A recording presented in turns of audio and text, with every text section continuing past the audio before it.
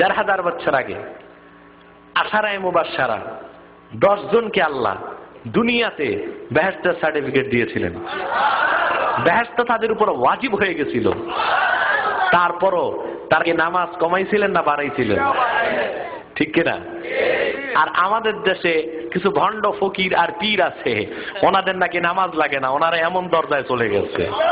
নামাজ নাই, রোজা নাই, হজ নাই, জিকির নাই, ফিকির নাই, মোরাকাবা নাই, মুশাহাদা নাই, মিলাদ কিয়াম নাই, সুন্নতের ইহতিমাম নাই, আছে তাদের কাছে গান বাদ্য। বলেন না নাউজুবিল্লাহ?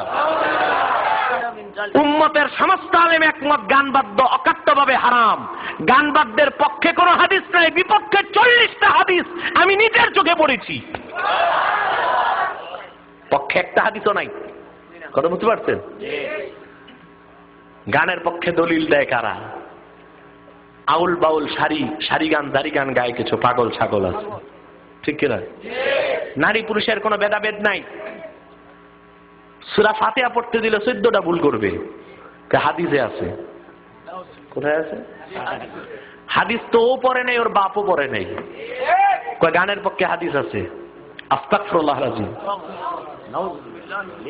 قد انعقد الإجماع على أن سماعة الغنى فسق والجلوس في مجلسها نفاق والتلذذ بها كفر। চার মাযহাবের সমস্ত ইমাম, মুহাদ্দিস, মুফাসসির একমত, গান বাদ্য শোনা হারাম কাজ। গান বাদ্যের মাহফিলে বসা মুনাফিকি, আর গান বাদ্য শুনে স্বাদ উপভোগ করে তাকে জায়েজ বলা কুফরি। যে গানকে জায়েজ বলবে সে কাফের হয়ে যাবে। কি হয়ে যাবে? চিৎকার দিয়ে বলে সে কি হয়ে যাবে? তার বিবি তালাক হয়ে যাবে। তালাক বিবির সাথে যত সন্তান হবে সব খাঁটি হারামজাদা ছাড়া কিচ্ছু হইতে পারে না। অকাট্যভাবে গান বাদ্য হারাম, কোরআনের আয়াত দিয়ে হারাম।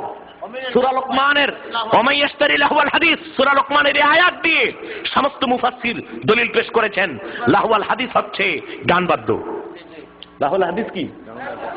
গান বাদ্য। এটা সম্পূর্ণ হারাম, সম্পূর্ণ হারাম। এরা কোন দলিল দেয় জানেন? তো বুখারী শরীফে আছে, 1500 বছর আছে। কেমন আছে, কি অর্থ, ওইটা না শুনবেন আগে। বুখারী শরীফে আছে, ঈদের দিন 1500 বছর আগে কিছু ছোট ছোট হাদিসে এসছে জারিয়া।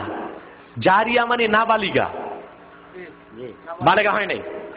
এইসব কিছু মেয়ে দফ নিয়া, বুঝছেন, একটু আমোদ ফুর্তি করেছেন আর একটু শের ও সার পড়ছেন। শের ও সার মানে হচ্ছে একটু কবিতা আবৃত্তি করেছিল, সাথে দফ ছিল। কি ছিল? এর দ্বারা তারা বলতে চায় যে আল্লাহর হাবিবের সামনে 1500 বছর আগে ছোট ছোট মেয়েরা গান গাইছে, দফ বাজায়, তো গান জায়েজ। আচ্ছা, এটা দুইটা উত্তর। কয়টা? একটা উত্তর হচ্ছে হাদিসে স্পষ্ট এসছে তারা ছিল জারিয়া, নাবালেগা। নাবালেগ নাবালেগার জন্য যা জায়েজ, আমার আপনার জন্য তা না জায়েজ। ছোট বাচ্চা ল্যাংটা হয়ে হাঁটলে কোনো গুনাহ হবে? আপনি যদি ল্যাংটা হয়ে হাঁটেন? তোরা তো ছিল জারিয়া, ছোট ছোট নাবালিকা। এরা গাইছে, ঈদের দিন ছিল, এই জন্য আল্লাহ হাবিব নিষেধ করে নাই যে এদের বয়স এত কম, এদের উপর শরীয়তের হুকুমই প্রযোজ্য হয় নাই। ঠিক কিনা? অতএব যারা মুকাল্লাফ বিগাইরি শারা, তাদের সেই দলিল বয়স্কদের ক্ষেত্রে খাটানো যেতে পারে না। দ্বিতীয় দলিল হচ্ছে তাদের সাথে কোনো একতারা, দোতারা, ছেতারা, দেড়তারা ছিল না, ঢোল টক্কর ছিল না, ছিল দফ। আমরাও বলি দফ বাজানো জায়েজ, ঢোল বাজানো হারাম। দফ কোনটা আর ঢোল কোনটা? তার মানে আপনার ঢোলটা আমার কাছে আনেন, আমি এটাকে 2 ভাগ করি, 1 ভাগ আমার, 1 ভাগ আপনার, এটা হয়ে যাবে দফ। তারা বুঝেন নাই? গান বাদ্য সম্পূর্ণরূপে যেটা বলে এসব পীর পূজা, পীর পূজারি, কবর পূজারি, বেশরা পীর ফকিররাই বলে থাকে নামাজ রোজার কোনো দরকার নাই। অথচ আশারায়ে মুবাশশারার 10 জন বেহেশতের ঘোষণা আল্লাহর পক্ষ থেকে পাওয়ার পরও আর বেশি বেশি নামাজ পড়তেন। অথচ তাদের ইবাদতটা ছিল ইবাদতুল আহরার, ইবাদতুল আহরার। হুজুর পাক সাল্লাল্লাহু আলাইহি ওয়াসাল্লাম 1500 বছর আগে সারা রাত নামাজ পড়তেন, ঠিক কিনা? আল্লাহ যাকে বেহেশতের মালিক বানিয়ে দিয়েছেন তিনি সারা রাত নামাজ পড়তেন। বুখারী শরীফে এসেছে, আম্মা জান খাদিজাতুল কুবরা বর্ণনা করেছেন, নবীজি মুহাম্মদ সাল্লাল্লাহু আলাইহি ওয়াসাল্লাম সারা রাত নামাজ পড়তেন।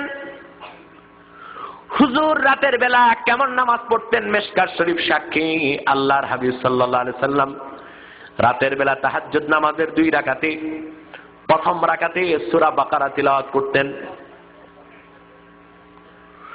সূরা বাকারা তারতিলের সাথে পড়তে কমসে কম 1.5 ঘন্টা সময় লাগে। যতক্ষণ আল্লাহর হাবিব সাল্লাল্লাহু আলাইহি ওয়াসাল্লাম দাঁড়ায় থাকতেন ততক্ষণ রুকু করতেন, যতক্ষণ রুকু করতেন ততক্ষণ নবী আমার আল্লাহকে সিজদা করতেন।